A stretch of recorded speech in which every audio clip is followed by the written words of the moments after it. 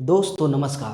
पिछले 48 घंटों से नेपाल के अंदर जो भी कुछ हुआ है, इससे सिर्फ नेपाल ही नहीं बल्कि पूरी दुनिया हिला हुआ है। आप नेपाल की हर वो सड़क को देखिए, खून से सना हुआ है। एक 15 साल का बच्चा स्कूल जा रहा था, उसके माथे में गोली मार दी जाती है। एक अधेड़ उम्र का व्यक्ति सेना के सामने नंगे होकर और अपने छाती पीट के कह रहा है कि अगर है हिम्मत तो हमें गोली मारो, लेकिन हम आंदोलन ऐसे ही करेंगे। ये मामला सिर्फ सोशल मीडिया बैन को लेकर नहीं है, बल्कि वहाँ की सत्ता का अहंकार और भ्रष्टाचार के खिलाफ एक जन आंदोलन है। क्योंकि सरकार ये भूल गई थी कि जिस ओर जवानी चलती है उस ओर जमाना चलता है। यही वहाँ के नौजवानों ने दिखाया है।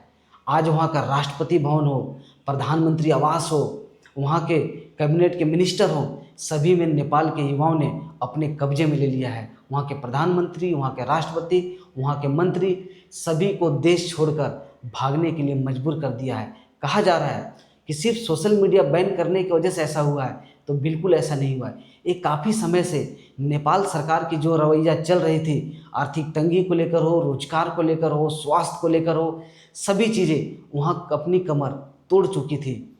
वहाँ की युवाओं ने बार बार सरकार से आग्रह किया कि इन सभी चीज़ों को लाइन पे लाया जाए, इन सभी चीज़ों को सही तरीके से बिल्डअप किया जाए, सभी चीज़ों को सही तरीके से मैनेज किया जाए।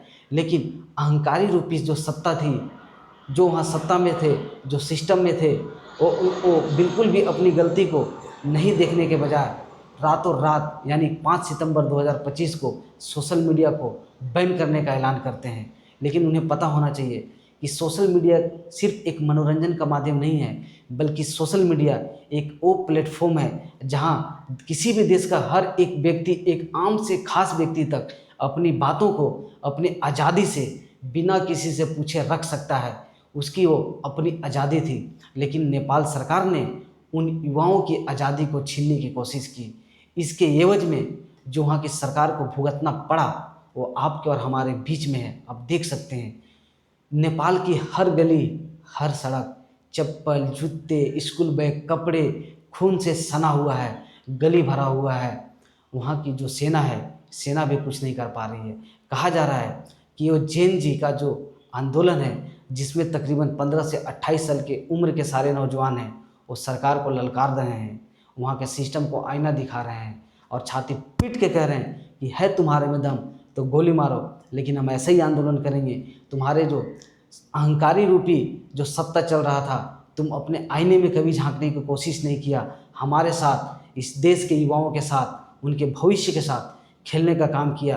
तो आज जो सज़ा वहाँ के युवाओं ने दिया है, तो आज सिर्फ नेपाल ही नहीं बल्कि पूरी दुनिया इस दृश्य को देखने के बाद अचंभित है, काफ़ी सोच में पड़ा हुआ है।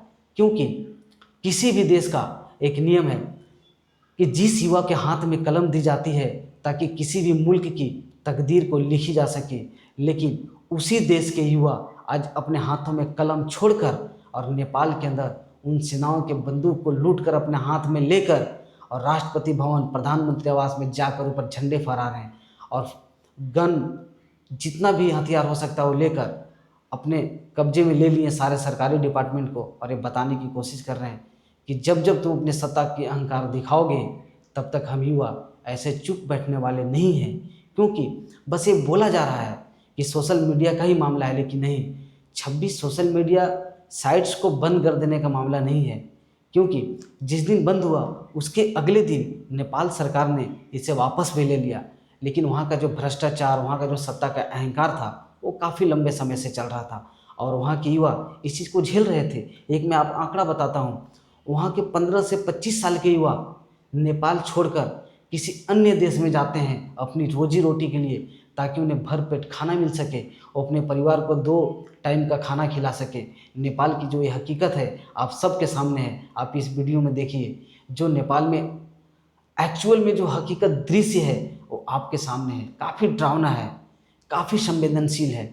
बहुत ऐसे फुटेज है जो मैं आपको दिखा भी नहीं सकता। लेकिन सच बात यह है कि सरकार को शायद ये सोचना चाहिए कि किसी भी देश में नौजवानों की जो एकजुटता है, जो आम जन की ताकत है, जो जनता की ताकत है, उसे अगर नज़रअंदाज करोगे, उसके खिलाफ जाओगे, तो जनता जिस दिन अपने औकात पे आ गई, उस दिन समझ लो कि बड़े से बड़े सरकार की नींव हिल जाती है और ऐसा ही कुछ हुआ नेपाल के अंदर। घंटों भर में वहाँ की सरकार की जड़ें उखाड़ दी। आप इस वीडियो में देख सकते हैं। जय हिंद, जय भारत, धन्यवाद।